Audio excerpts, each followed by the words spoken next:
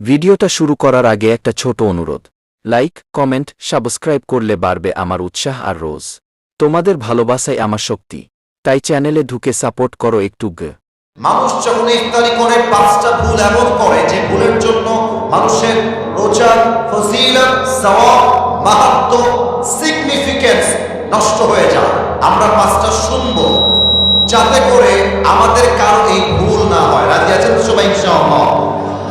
এক নম্বর, রমজান মাসে অনেকে দেখবেন ইফতারি খেতে বসে একটা ভুল সবাই করে, বেশিরভাগ মানুষ দেখবেন মোবাইল ফোন নিয়ে রেডিওর আজান কখন হবে তারা রেডিওর আজানের অপেক্ষায় থাকে। এটা ভুল ধারণা, মাথায় রাখবেন।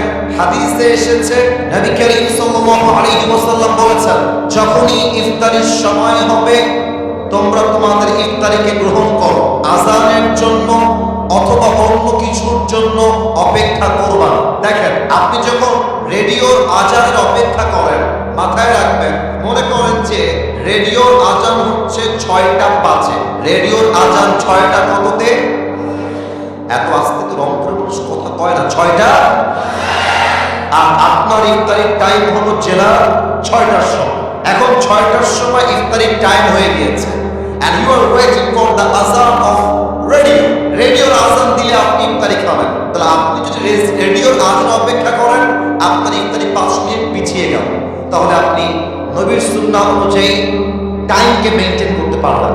অতএব এখন থেকে নিয়ত করে রাখেন, ইফতারির যখনই টাইম হয়ে যায়, যেখানে যেই জেলায় যেই টাইম, ওই টাইমে ইফতারি খাবেন।